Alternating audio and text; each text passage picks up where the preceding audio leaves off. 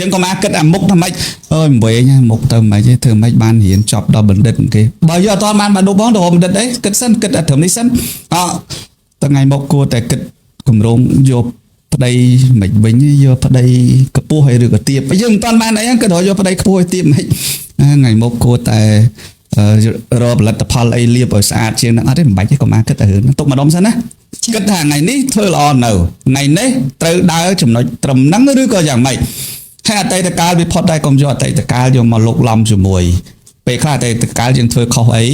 ទុកជាមេរៀនថាអញមិនត្រូវធ្វើអញ្ចឹងទៀតទេអញត្រូវតែធ្វើរឿងដែលមិនដូចអតីតកាលដែលធ្លាប់កន្លងផុតទៅអញ្ចឹងបច្ចុប្បន្នគឺជាអ្វីដែលខ្ញុំត្រូវធ្វើឯផ្លែផ្កានឹងមាននៅថ្ងៃអនាគតនៅពេលដែលខ្ញុំដាំពូជឥឡូវនេះទុកអញ្ចឹងចង់ឲ្យផ្លែផ្កាឥឡូវដាំពូជស្រោចទឹកដល់ឲ្យផ្លែផ្កាគឺថ្ងៃអនាគតបងអូនដាំពូជរៀនមានចំណេះផ្លែផ្កានឹងបានទទួលផលសម្រាប់យើងនៅក្នុងថ្ងៃអនាគតយ៉ាងណាមិញបើថាវិញផ្លូវដើរតាណាកុំវិញធ្វើខ្លួនឯងឲ្យស្រួលហើយមានកម្លាំងចិត្តខ្លួនឯងហើយសប្បាយចិត្តនៅរបស់ដែលយើងមានហ្នឹងសប្បាយចិត្តឪពុកម្ដាយខំប្រឹងប៉ុណ្ណឹងសម្រាប់ខ្ញុំមើលគេអត់មានឪពុកម្ដាយខំដូចឪពុកម្ដាយខ្ញុំទេទោះបីខ្ញុំ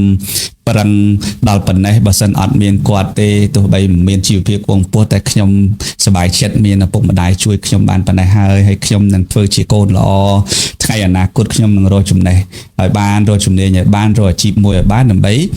សងគុណឪពុកម្ដាយរបស់ខ្ញុំហើយនឹងក្តីសង្ឃឹមរបស់ឪពុកម្ដាយរបស់ខ្ញុំគឺលើខ្ញុំតែខំរៀនប៉ុណ្ណេះហើយនឹងខ្ញុំខ្លាចជាធនធានមួយសម្រាប់គ្រួសារខ្ញុំមិនបាច់សម្លឹងមើលជាតិទេមើលគ្រួសារខ្ញុំសិននៅពេលដែលមានចំណេះសម្រាប់គ្រួសារខ្ញុំជាតិនឹងបានបន្ទាប់ពីគ្រួសារហ្នឹងហើយព្រោះយើងនឹងធ្វើប្រយោជន៍សម្រាប់គ្រួសារផងសម្រាប់សង្គមជាតិរបស់យើងផងអញ្ចឹងអារម្មណ៍ដែលត្រូវវិលរកទៅផ្លូវណាក៏មកគិតរកផ្លូវនេះសិនឥឡូវនេះធ្វើអី